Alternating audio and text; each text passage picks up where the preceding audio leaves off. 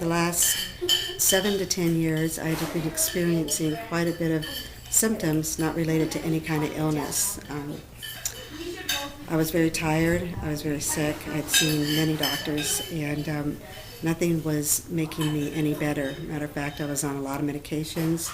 I was told I had fibromyalgia, Lyme's disease, lupus, hypothyroidism, and diabetes. And as much as all my doctors were working, we couldn't get anything to stable out. And over the years, I just kept getting worse. And I'd had a really good doctor in the Texas area that indicated that they couldn't figure out what was causing all the problems. And like, mind you, this wasn't just over a year, this was over 7 to 10 years. So we had experienced a lot of things, a lot of symptoms that were just really wearing me down to the point where I couldn't leave the house or walk a half a block or even walk into my office without experiencing some kind of symptom. So we were recommended that to request some time to see or to go to the Mayo Clinic. Our doctor indicated that he would support the visit because he felt that's something that we really needed to have done. At that point, we needed to get something to stabilize me because I was totally going downhill. We looked into the Mayo Clinic online, and I believe, Dave, you were the one that assisted with helping with filling out the forms, and we submitted it, and within a day we'd gotten a phone call back from the Arizona plant that indicated that they didn't have the facilities or the specialties to do fibromyalgia or the things that were on my case file, but they were going to forward it on to Florida. And then a couple of days later we received a call from Florida indicating that they could see us. I think that was probably the most happiest day of my life when they called me and said that they were going to actually help me figure out what was going on with me. I think I must have cried for like 10 minutes, only because somebody was willing to try to figure out what was going on with me. And in the meantime, they kept calling back to provide us with information on where we might stay, what we would do when we got down there, as to transportation and things like that. Actually, I coordinated a lot of that portion of it, and they left a contact number and a name, and during the time period we had several questions, and every time that I called back for a question, I was able to contact the same lady that was assigned to your case. Right, you didn't feel like you were being shuffled around to numerous people. We had one primary person that took care of us, and that was a really comforting feeling, considering by the time I finally got down there, I was getting to a point where I was very ill. I knew there was something seriously wrong that needed to be worked out. And we were able to actually stay right on the campus, which was really nice. It's just amazing how the whole place was well organized. We get to the actual front door, there's people there to greet you.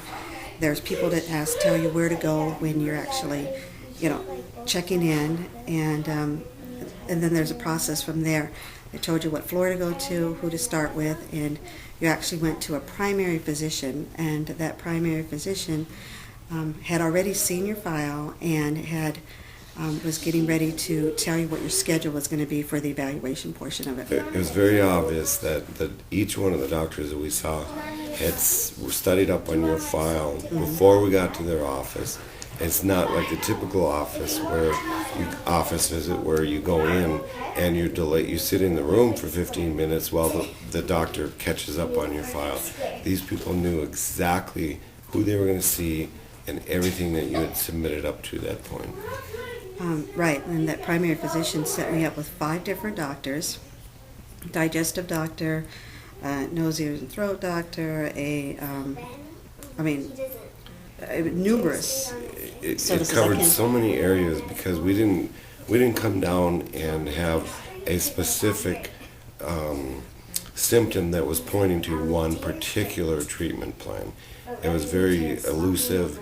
For years, we had gone to many different specialists for everything that we thought it might be. And since it was that kind of an elusive type of thing, they covered a whole gamut of different systems body systems to do some analysis. Right, and previously all the doctors were in different locations.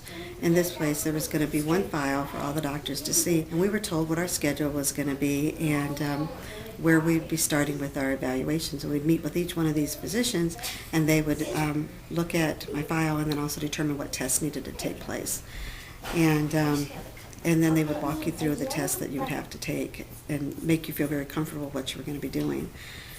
It was on our fourth day at the Mayo Clinic, and there was some other tests that some other doctors wanted to take and evaluate, so we were asked to stay longer, and that was okay. You know, we knew we were finding out what was going on, and the amount of tests that we had daily showed that there was something that we needed to proceed on looking at, that they hadn't come up with the magic pill I thought I was going to take when I got there and go home. So each step of the process, you start it with your basic, lab work and your x-rays and your, the things that were basic. And then they proceeded to get into more detail after that.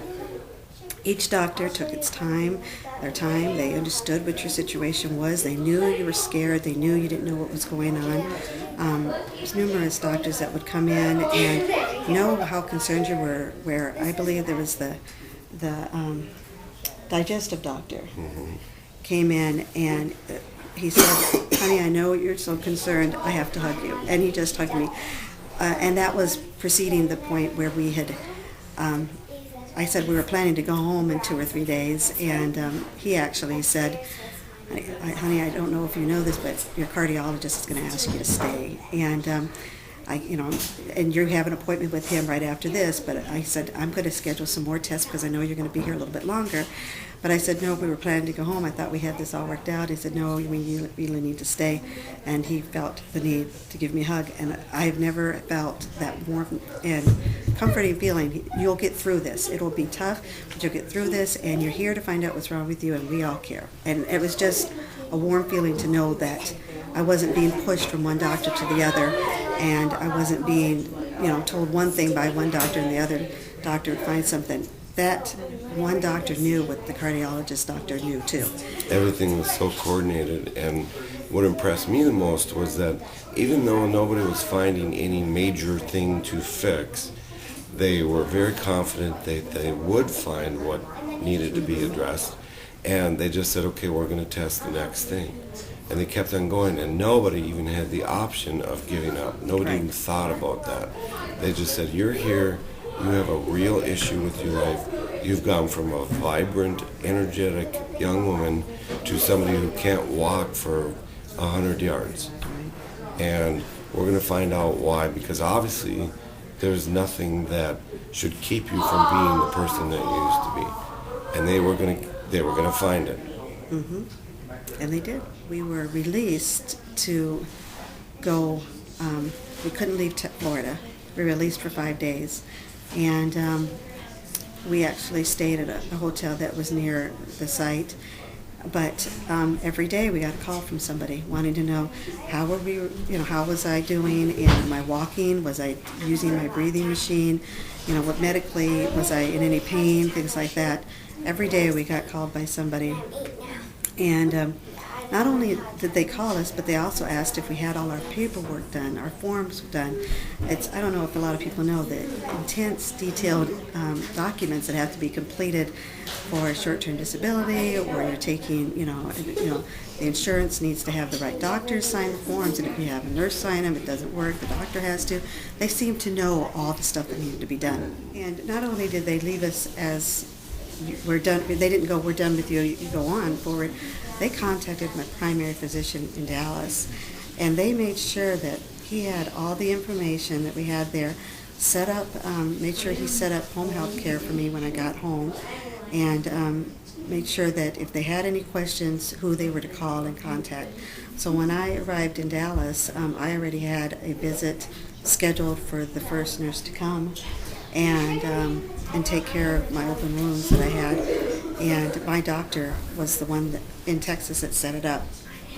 So it was very comforting to know that my doctor felt comfortable with what he was getting, or what he was going to have to deal with when it came to me coming back and He had all the paperwork, and it was very detailed, so he knew exactly what needed to be done. When we left, we told all the staff that we saw at the time that we had such a wonderful experience here, even though it's been the most, life-shattering experience we've ever had together.